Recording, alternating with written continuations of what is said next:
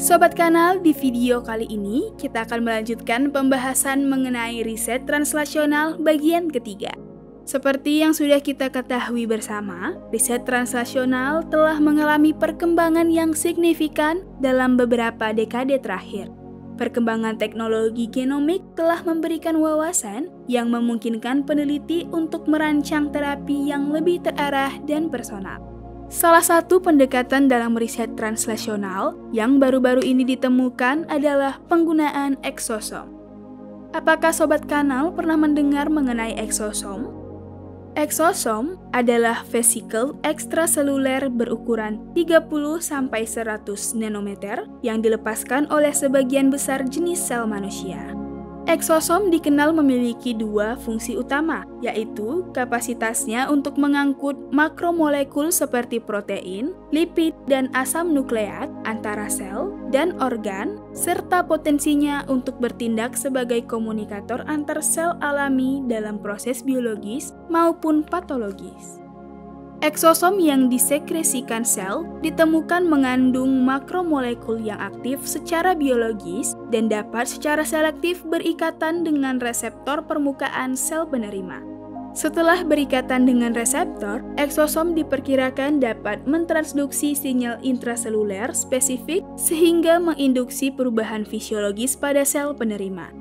Selain itu, eksosom ternyata ditemukan dapat memediasi informasi biologis melalui transfer langsung konten intraeksosomal seperti mRNA dan mikroRNA atau miRNA ke dalam sel penerima melalui fusi dengan membran sel. Proses inilah yang memberikan ide kepada peneliti kita untuk menggunakan eksosom dalam riset translasional sebagai vektor transportasi materi genetik ke dalam sel target manusia. Salah satu penelitian yang terbukti memberikan hasil positif dalam penggunaan eksosom adalah uji terapi penyakit CLI atau Critical Limb Ischemia. Bagaimana ya Sobat Kanal peran eksosom dalam terapi tersebut? Mari kita cari tahu bersama. Critical Limb Ischemia atau CLI merupakan penyakit yang ditandai dengan nyeri dan gangren pada ekstremitas bawah. Penyakit ini terjadi karena terdapat oklusi atau penyumbatan arteri ekstremitas bawah yang berkepanjangan. Apabila tidak diterapi, pasien akan beresiko tinggi untuk mengalami amputasi kaki karena jaringan di kaki kekurangan aliran oksigen. Dalam praktik klinis, banyak pasien CLI yang menjalani terapi neovaskularisasi berupa angiogenesis.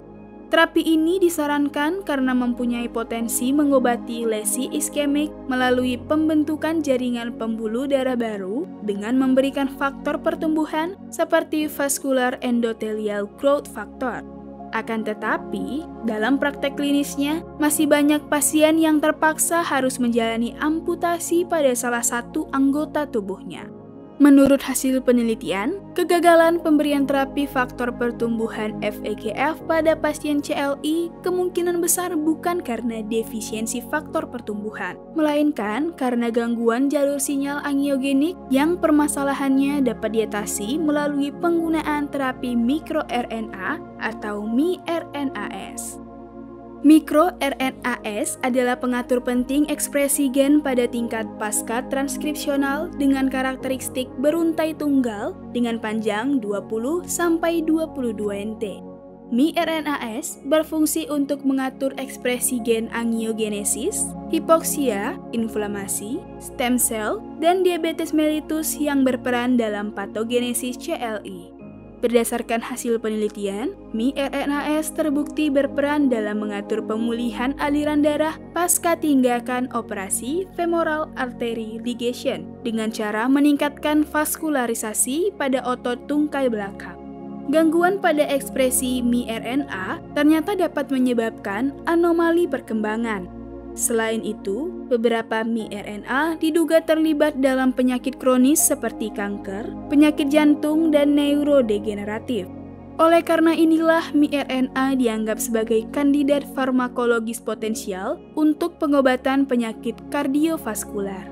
Pendekatan terapi yang direncanakan adalah dengan memberikan tiruan miRNAS kepada pasien yang memiliki gangguan ekspresi gen miRNAS dengan harapan dapat membenahi ekspresi miRNAS pasien menjadi lebih baik.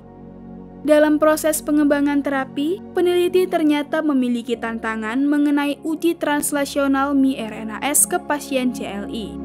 Keterbatasan utama yang dialami peneliti adalah kurangnya sistem transportasi gen miRNAS spesifik sel yang efisien, serta efek toksisitas dari manipulasi ekspresi miRNA pada sel selain sel target. Nah, disinilah eksosom datang sebagai solusi dari kebingungan peneliti.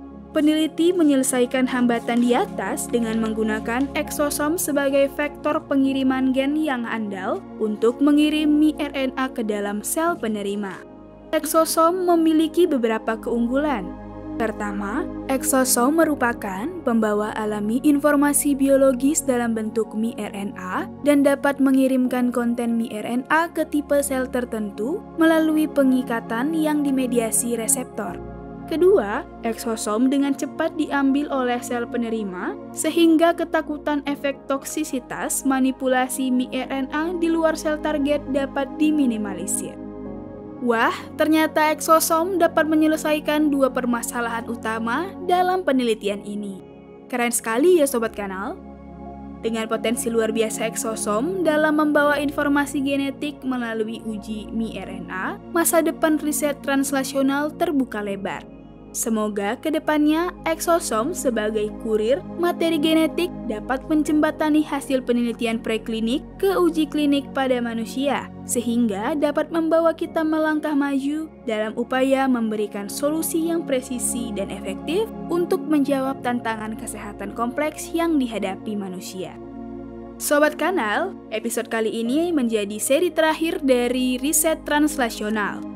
Jika Sobat Kanal merasa video ini bermanfaat, jangan lupa untuk subscribe dan bagikan video ini agar lebih banyak lagi masyarakat yang mengetahui mengenai translasional. Stay tune untuk edukasi kesehatan menarik lainnya.